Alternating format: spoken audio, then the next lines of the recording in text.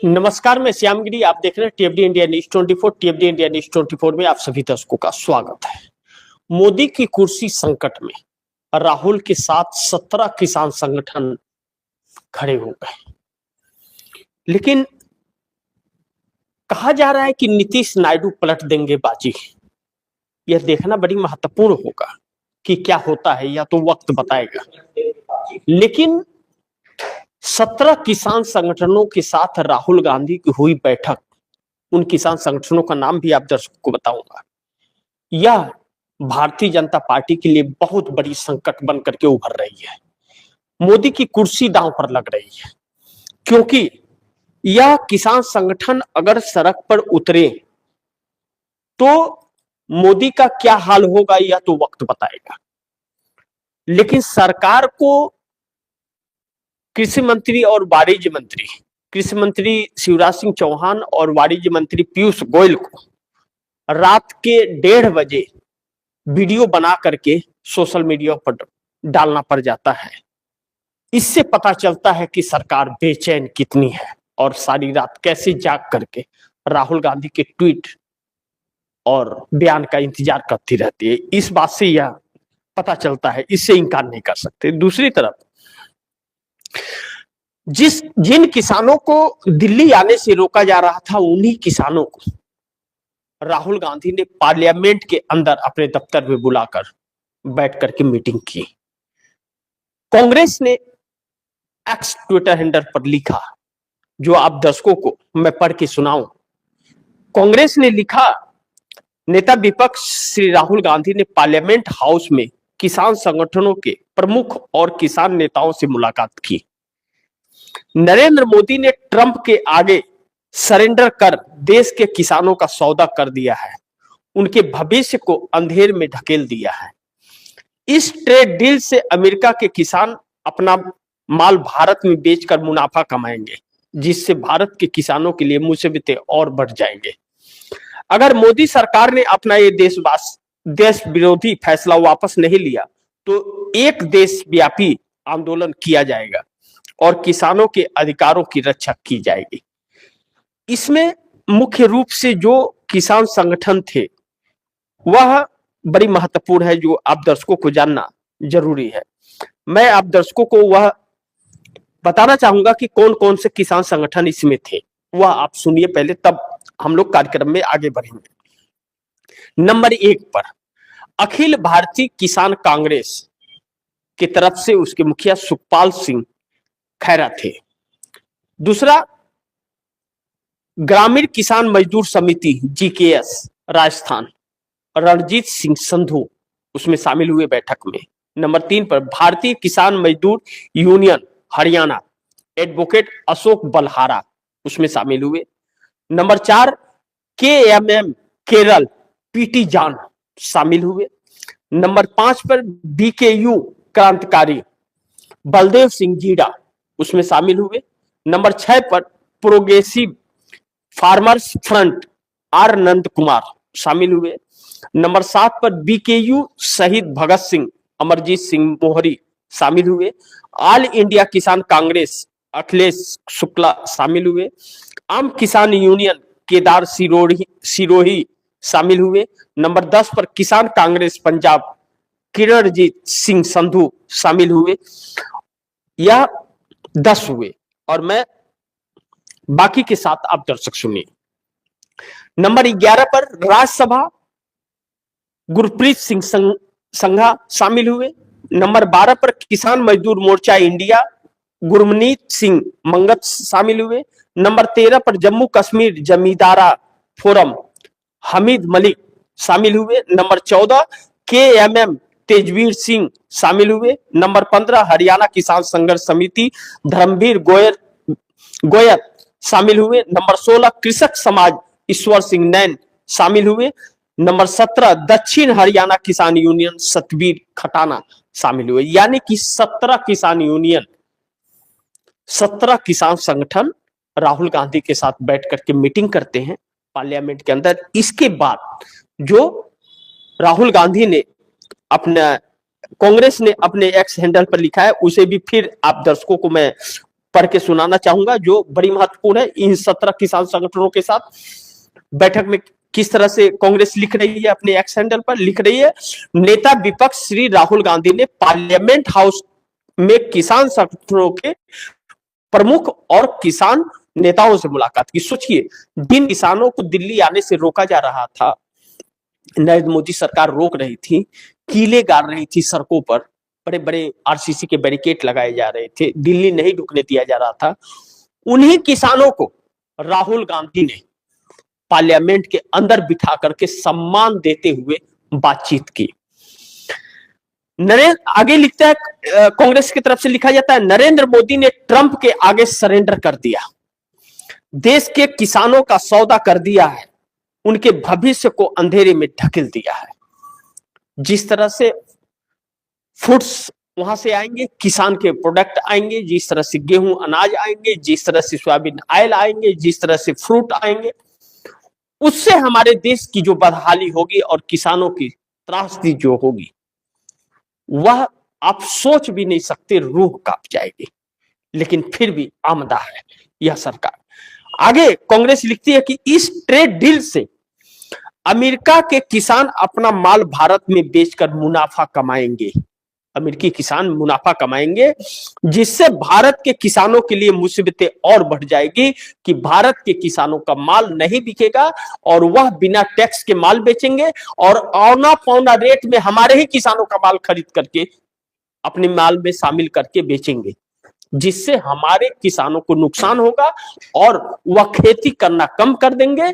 आगे जाकर के जब खेती नहीं करेंगे, कम करते जाएंगे, वैसे खेत उनके बंजर होते जाएंगे, फिर उन जमीनों को औना पौना रेट में यही लोग खरीदेंगे, अडानी जैसे लोग। यानी कि कान घुमा के पकड़ा जा रहा है। दूसरी तरफ अगर मोदी सरकार ने अपना ये देश विरोधी फैसला वापस नहीं लिया तो एक देशव्यापी आंदोलन किया जाएगा और किसानों के अधिकारों की रक्षा की जाएगी। अब किसानों की रक्षा की यह जो बात है, यह तो है ही, किसान शुरू से ही किसानों की किसी ने नहीं सुनी है, किसानों को लेकर के सरकार ध्यान नहीं दी है। लेकिन पिछली सरकारों ने जो ध्यान दिया या जो उनके कर्ज माफी को लेकर के कदम उठाए, मोदी सरकार ने उसे भी खत्म कर दिया। यह अमेरिकी डील, ट्रेड डील जो है, एक दबाव में है, यह हर किसी को पता है। ऐसा नहीं है कि किसी को पता नहीं, हर किसी को पता है। इसमें पर्दा डालने की भी कोशिश की जा रही है, लेकिन सच्चाई निखर कर बाहर आ रही है। अब सवाल यह है कि राहुल गांधी ने जो कहा था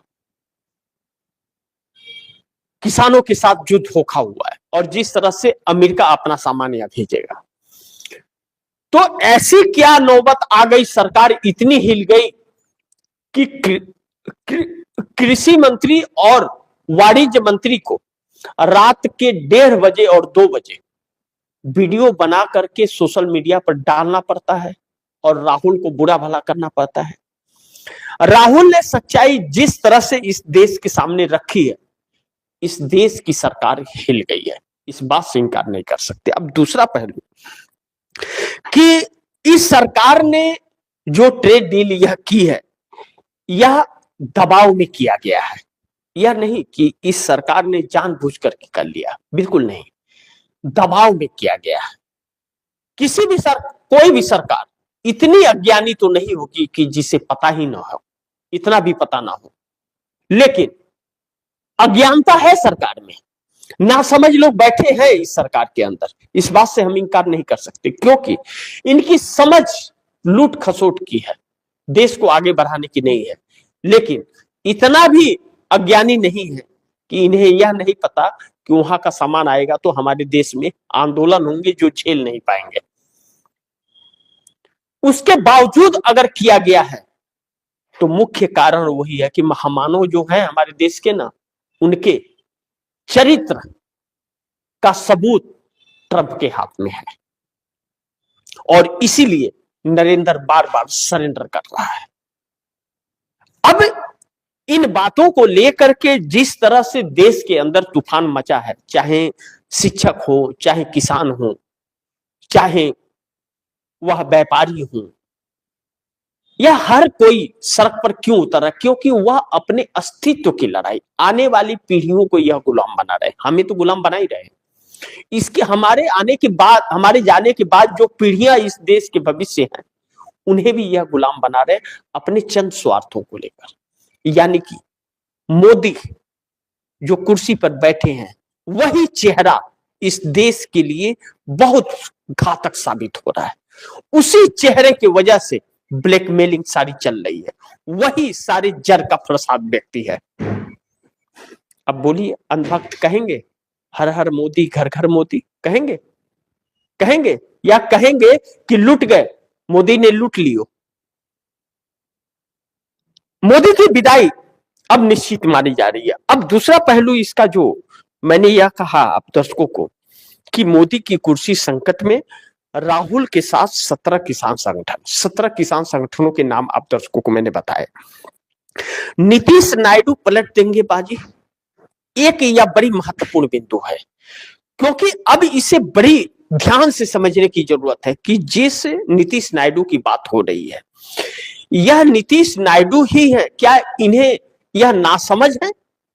यह दोनों नेता जो 30 सांसदों का समर्थन इस सरकार को दे रहे हैं और सत्ता में बिठा करके रखे हुए हैं, नासमझ है क्या? यह मोदी से भी मजे हुए खिलाड़ी हैं राजनीति के अंदर।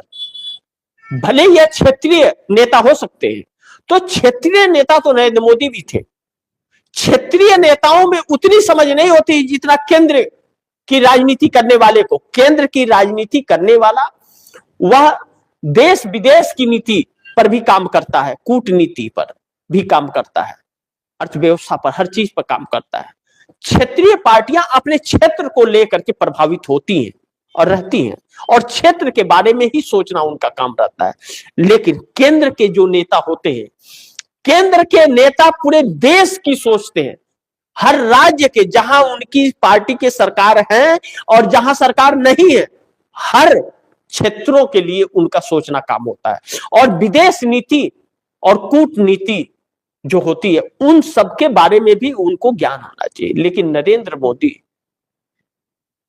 को प्रधानमंत्री बना करके इस देश के भाग फूट गए, इस बात से इनकार नहीं कर सकते। और नरेंद्र मोदी ने इस देश के युवाओं के भाग्य को भी फोड़ डाला। हकीकत यह है कि इस सरकार में बैठे लोग जिस तरह से स्वार्थी और लुटेरे बैठ गए, यही इस देश के लिए बहुत घातक है।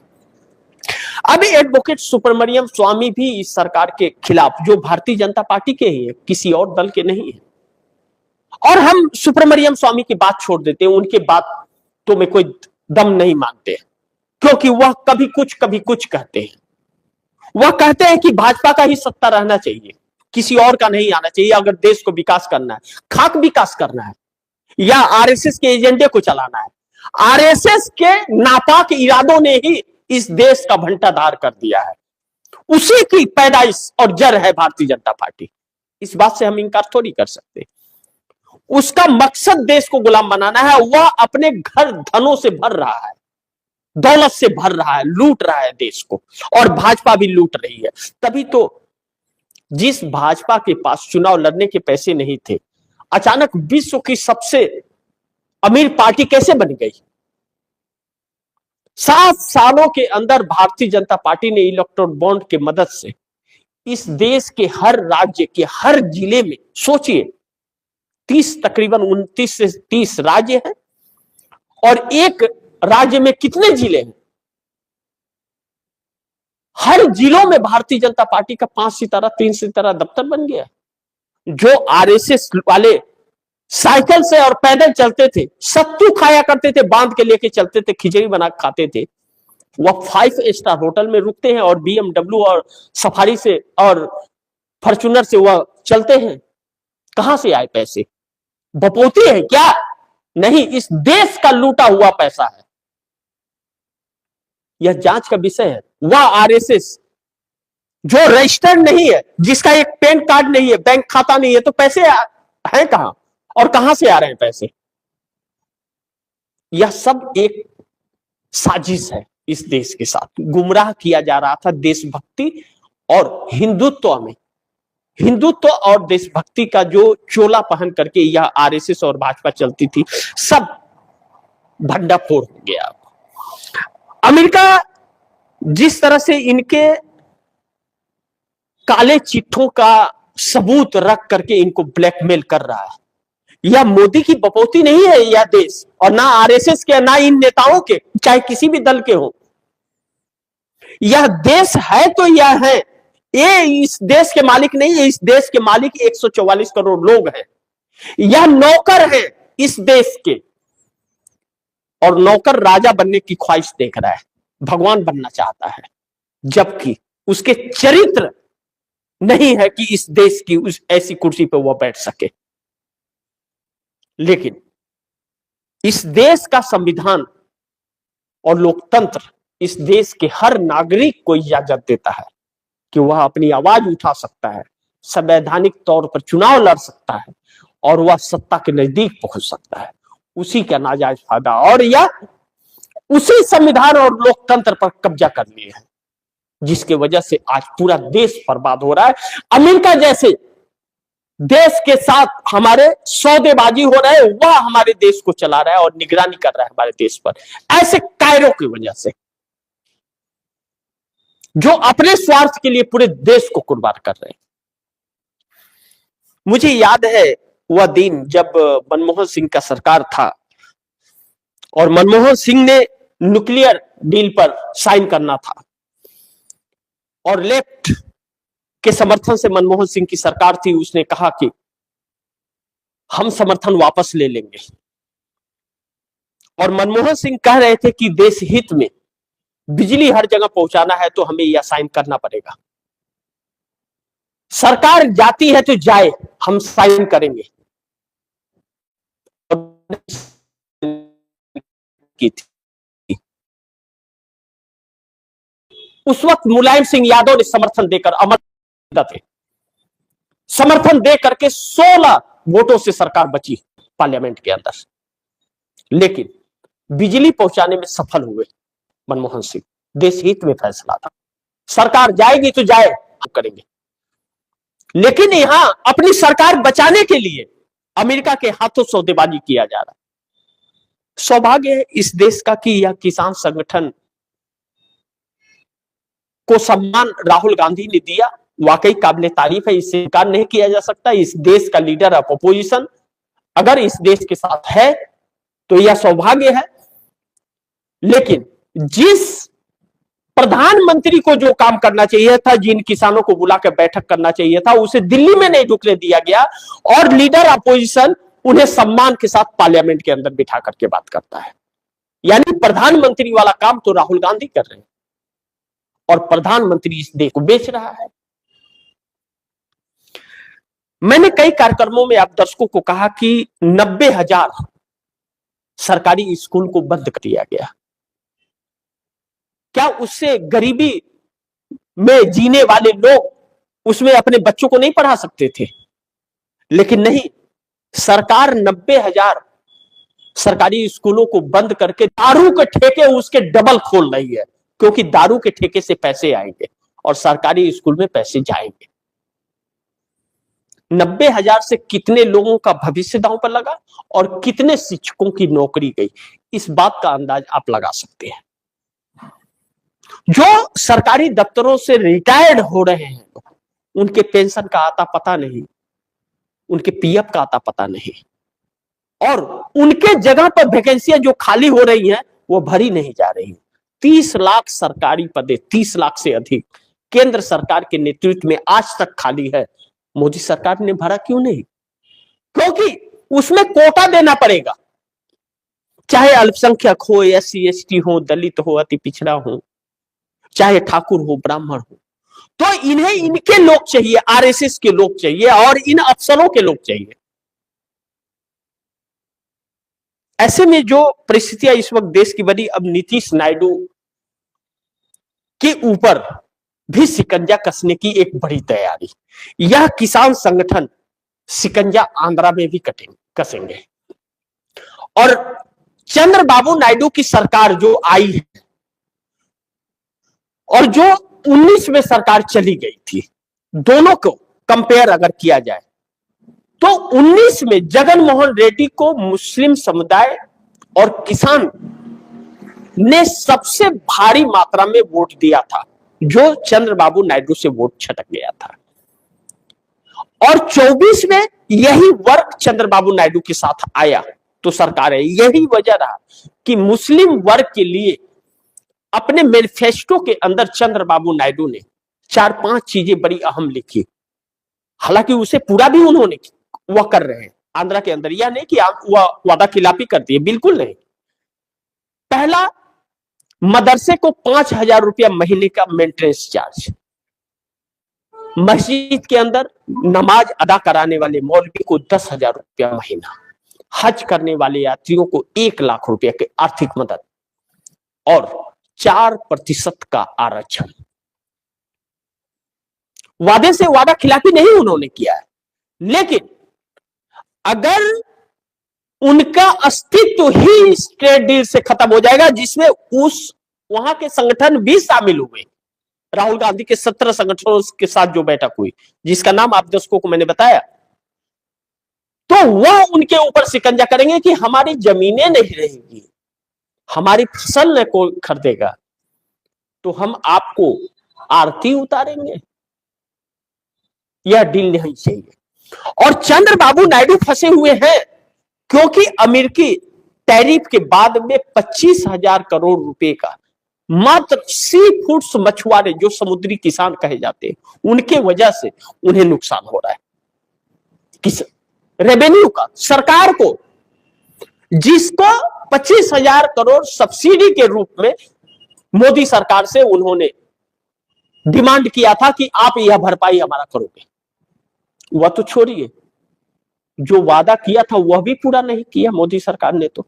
और 1 फरवरी को भी ठेंगा दिखा दिया, 1.5 लाख करोड़ मांगे थे, 1.5 रुपया नहीं दिया, झुंझुना थमा दिया कि नारियल के किसानों का हम ध्यान रखेंगे। यह केरल और तमिलनाडु, पांडिचेरी के मद्देनजर यह फैसला लिया गया क्योंकि वहां पर चुनाव है, आंध्रा के मद्देनजर नहीं। आंध्रा से ज्यादा नारियल केरल और तमिलनाडु में होता है, आंध्रा में उतना नहीं होता है जितना केरल और तमिलनाडु में होता है। हम लोग तो वह सारी जगह घूमे हुए, तो वह जले हुए तो है। और जब यह वक्फ बोर्ड संशोधन बिल भी 7.5% वही मुस्लिम उनसे अलग हुए, और अगर किसान हुए तो फिर सत्ता सपना हो जाएगा उनके लिए। और यह किसान शिकंजा कसते हैं, कितना कस पाएंगे, कितना सफल हो पाएंगे, ये वक्त बताएगा। लेकिन नीतीश से अभी भी मुझे उम्मीद नहीं लग रही है, लेकिन नीतीश के ऊपर कौन शिकंजा कसेगा? नीतीश के बिहार में किसान उतने भारी मात्रा में है नहीं, मंडी भी नहीं है, और उनका प्रेशर उन्हें कोई फर्क भी नहीं पड़ता। लेकिन उनकी मजबूरी क्या है यह मैं नहीं जानता। लेकिन चंद्रबाबू नायडू ने अगर, देखिए, किसान अगर नीतीश कुमार को नहीं शिकंजे में ले सकते तो मजदूर तो है ना बिहार के, और बिहार से ही प्रवासी मजदूर सबसे ज्यादा जाते हैं। बड़ी बड़ी कंपनियों में उस दिन ताला लग जाएंगे जिस दिन बिहार के मजदूर निकलना बंद कर देंगे। यह सच्चाई है। चाहे रीगर हो, फीटर हो, वेल्डर हो, हेल्पर हो, सुपरवाइजर हो, फोरमैन हो, राजमिस्त्री हो, कारपेंटर हो या पेंटर हो, सबसे ज्यादा बिहार से यह लोग जाते हैं जो कम रेट में जाते हैं। रांची के मजदूर सबसे कम रेट में जाते हैं बाहर काम करने के लिए। जिस दिन वह निकलना बंद कर दिए, अडानी जैसे लोगों के एक एक दाने के लिए वह तरस जाएंगे। फिर प्लेट में और थाली में नोट ही रख करके खाना पड़ेगा उन्हें, अनाज नहीं मिलेगा। अमेरिका का सामान आएगा तो उसे भी उतारने के लिए भारत के मजदूर चाहिए, लेकिन वह गुलाम के तौर पर चाहिए। इनका फंडा यह है। इसलिए राहुल गांधी ने अगर 17 किसान संगठनों के साथ बैठक की और वह 17 किसान संगठन राहुल गांधी के साथ सड़क पर उतरने को तैयार है, तो यह देश का सौभाग्य है और इस देश को भी साथ देना चाहिए। यह ट्रेड डील इस देश को भिखारी और गुलाम बनाने वाली है, इस बात से इंकार नहीं कर सकते। इसीलिए पीयूष गोयल हो या शिवराज सिंह चौहान कृषि मंत्री, उनको रात को 1:30 बजे वीडियो जारी करना पड़ा। लेकिन इसीलिए मैंने कहा कि पीएम मोदी की कुर्सी तो गई। अगर 17 किसान संगठन राहुल के साथ सड़क पर उतरे तो नीतीश नायडू मोदी को बाय बाय करने के लिए मजबूर हो जाएंगे। आप दर्शकों को याद होगा कि 3 कृषि कानून कैसे वापस घुटने के बल आकर के इस सरकार ने लिया था। किसानों ने ही वह दम दिखाया था, मजदूरों ने दम दिखाया था। फिर अब उसी स्टेज पर आकर के देश फिर खड़ा हो गया।